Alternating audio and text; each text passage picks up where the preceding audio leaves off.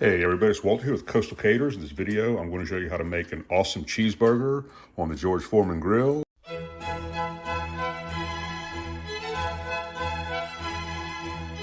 And some of the things we're going to do as we're getting ready to start with our cheeseburgers here is we're also going to grill the onions for our cheeseburger on the George Foreman grill at the same time. I've got a little bit of black pepper on top of the hamburger patties here, and we're gonna let these cook for about 4 minutes. And we're gonna add the onions here and let those grill off about 4 minutes. So we're gonna have a total cook time of about 8 minutes here, and that's gonna make the cheeseburgers we're making a little closer to well than medium.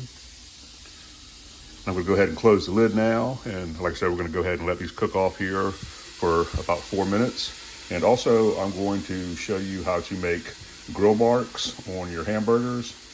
Good grill marks, and you can use the same technique for your steaks, stuff like that. Now, of course, they'll be covered up by the cheese, but I'm just gonna go ahead and show you how to do that also. So these burgers now have been cooking for about 4 minutes, and I'm gonna show you how to make the grill mark. So you see the patties set there with the face of a clock. I'm gonna make a little mark here on this one and on this one at 10 o'clock.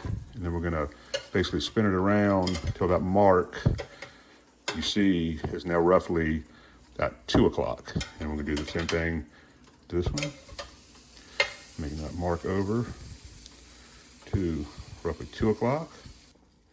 So if you had a chance yet to subscribe to our channel or give this video a like, we'd appreciate that. We won't spam you or anything like that, we promise. And we're gonna be garnishing our hamburgers, of course, with onions, American cheese, tomatoes, and we're gonna use green leaf lettuce.